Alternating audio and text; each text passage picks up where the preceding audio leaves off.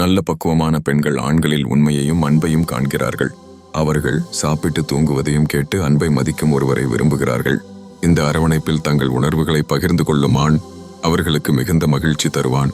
அங்கே கோபத்தை அறிந்து கொண்டால் பராமரிப்பில் ஆண் வளரும். இது போன்ற அற்புதமான விஷயங்களை புரிந்தால் பெண்களுக்கு நிச்சயம் அவர்கள் ஆசை புரிவார்கள். காதல் கணவனுடன் பெண்கள் ஆர்வமாக மற்றும் சுதந்திரமாக பேசலாம். ஆனால் பார்த்து திருமணம் முடிந்த கணவனுடன் அது சிக்கலாகிறது. ஒரு காதல் கணவன் பாடல்களை சேர்க்கும் போது வீட்டில் கடமைகள் பகிரப்படுகின்றன. அதாவது பொருள்களை வாங்குவதிலும் குடும்ப கட்டுப்பாடுகளில் பெண்களுக்கு சுதந்திரம் இல்லை. இவற்றுக்கு பதிலாக காதல் கணவனுக்கு தனி யோசனைகள், போட்டிகள் மற்றும் உளவியல் சுதந்திரம் உள்ளது. இதுவே அவர்களின் மத்தியில் ஒரு வித்தியாசமாகும். காற்றின் மென்மையில் நான் நதியின் ஓசையின் மீது இருப்பேன். அந்த அழகான காட்சியால் உன்னை அழைப்பேன். பார்வை இல்லாமல் கூட அந்த நேரம் பேசாமல் உள்ள மனதை உருக்குவிக்கும். ஒரு பூ கவிதையாக உரையாடும் போது அந்த மெளன தருணம் நினைவில் நிற்கிறது. நீரின் மென்மை போலவே நான் உனக்கே ஒளிரும் காதலாயிருக்கிறேன். நம்மதியில் உள்ள இந்த அமைதியான சுவையை ஒரு பார்வையால் மட்டுமே தனிப்படுத்த முடியுமே. காயத்ரி பார்கவி தெலுங்கு தொலைக்காட்சி உலகில் ஒரு பிரதேசதாரணி. 2000களில் தனது பயணத்தை ஆரம்பித்த அவர் SVBC மற்றும் டூர்தர்ஸ் போன்ற சாலைகளில் பதவிகளை வகித்துள்ளார்.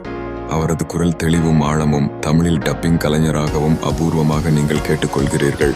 உங்கள் பார்வைக்கு காயத்ரி பார்கவியின் கண்ணியமான தோற்றம் மற்றும் தொகுப்பாளினி பாணி மகிழ்ச்சியை தரும்.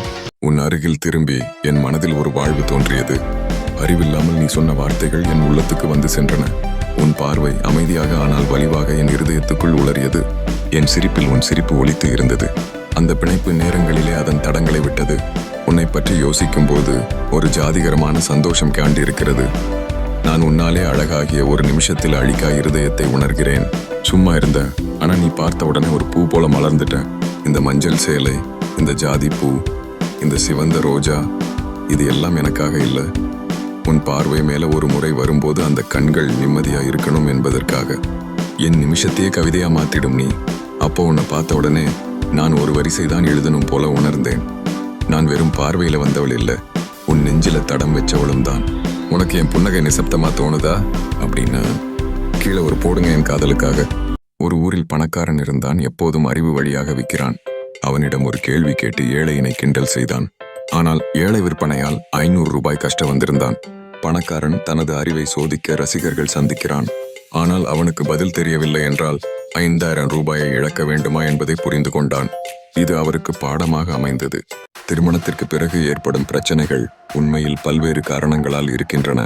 கணவன் மனைவியின் தனிப்பட்ட உறவுகள், அவரது பெற்றோர்களின் அடுத்தடுத்த செயல்கள் மற்றும் அதிகாரம் ஆகியவை முக்கிய பங்கு வகிக்கின்றன. இருவரும் ஒருவரின் குடும்பத்தை மற்றொருவரின் வீட்டிற்கு ஒப்பிட்டு காண்பது, 3ஆம் நபர்களின் தலையீட்டு செய்திகள், பொருளாதார உறவுகள் ஆகியவற்றால் பதற்றம் ஏற்படுவதை தவிர்க்க வேண்டும். செல்லும் பாதையில் ஒருவருக்கொருவர் ஆதரவாக இருக்க வேண்டும்.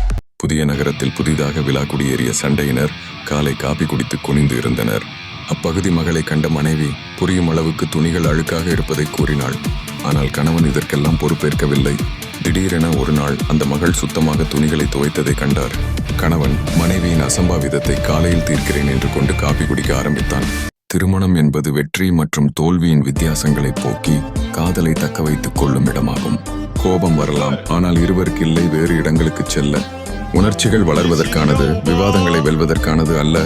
ஒருவருக்கு ஒரு இடத்தில் உணர்ச்சிகளை பகிர்ந்து கொண்டால் வாழ்க்கை மறுபடியும் பாதையாக மாறும். சிறந்த திருமணங்களை அமைதி, புரிதல் மற்றும் நேசத்தின் அடிக்கு கொண்டு செல்கிறது.